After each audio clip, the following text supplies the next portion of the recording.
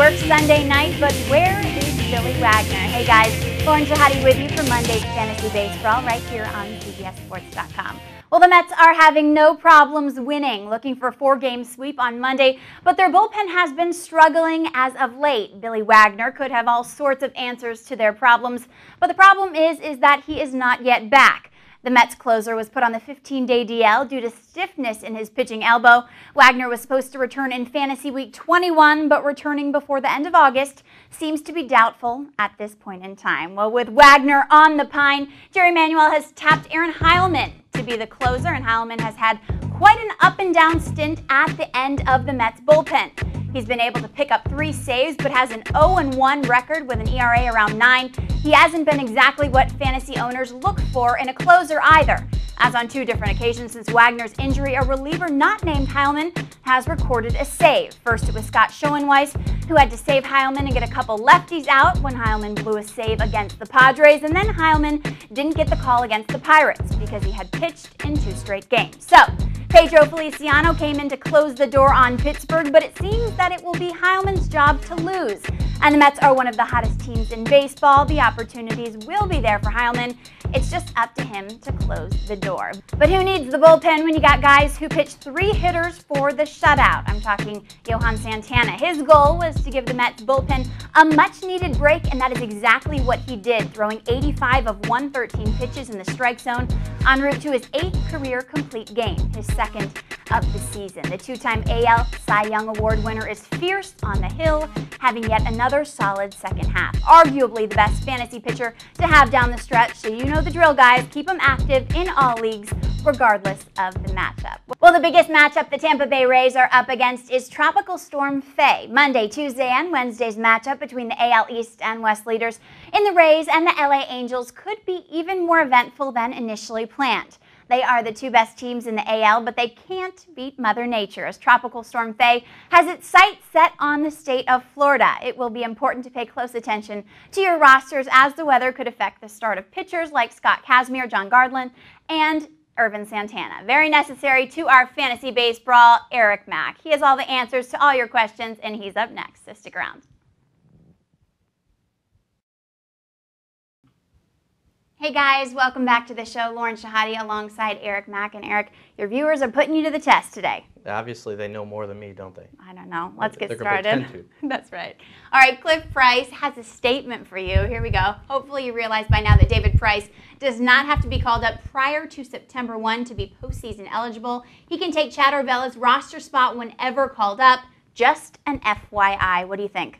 Well, Cliff Price, I had to ask if he was related to David Price. He wasn't, but he sent that email after reading the Tampa Tribune that says, yes, there is a 60-day DL player, Chad Orvella, with the Rays, and there is a postseason roster exemption for every player the team has on the 60-day DL. So, yes, Price does not have to arrive before September 1st.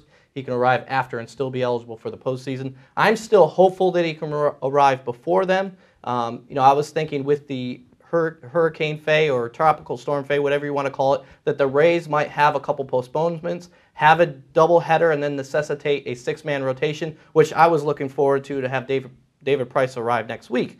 Not going to happen because they have days off Thursday and next Monday, so that 6-man rotation is not going to happen, so Price won't be a 6th starter. I'm not even sure that he's going to be a starter when he's called up. It might be as in a relief role, but they'd have to transition him to the bullpen right now to do that. And they might have Tuesday and Wednesday off if this tropical storm Right, exactly. There are going to be a lot of days off, so don't start your Rays. All right. Sounds or good. Angels. Okay, but no doubt he is going to be a force to be reckoned with when he gets up there. Absolutely. The talent is unquestioned. There hasn't been a pitching prospect this good in years, and I'm a broken record repeating that every week. All right, Barry Scruggs has a question for you, EMAC. With this year ending, I'm already thinking about next year's draft. Wow, overachiever. I drafted Albert Pujols 10th overall for my first pick this year, but as I look over the points for the overall year, there are about 8 other first basemen out there that are very close in points to Pujols. Is the first baseman position turning into a 2nd round or later draft position, or is Pujols really the only first baseman that should be taken in the 1st round? I played first base, by the way. Oh, you did? I should be taking the first round. You're a softball player? Just an FYI. First round, huh? You got some monster power and some wicked consistency, because that is what Albert Pujols has.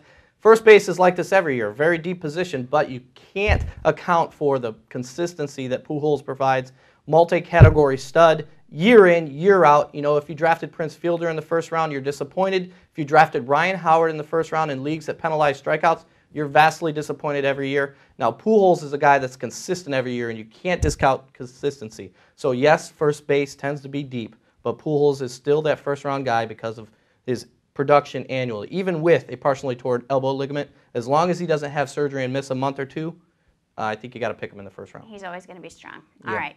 Ryan Faber, in my keeper league, my roster has David Ortiz, Manny Ramirez, Hanley Ramirez, Aramis Ramirez, Ichiro, Carlos Lee, Dice K, Joe Saunders. I'm allowed 5 keepers. Who should I choose? This one is a tough one, EMAC. Yeah, there's a lot of studly players there. I looked at the 5 of those 8 that have the potential to be the best at their position. I think David Ortiz is obviously the #1 DH and a slugger that can compete on the level of anyone when he's going well and he's healthy. Manny Ramirez is still not far from the elite. Carlos Lee, Daisuke Matsuzaka, Aramis Ramirez, Ichiro Suzuki, and Joe Saunders. I think those 3 are not the elite at their position, so they have some work to do to be the elite. I think those are the ones you throw back. I'm going to put you to the test here. Joe Saunders hasn't lost since July 8th. What more can you ask?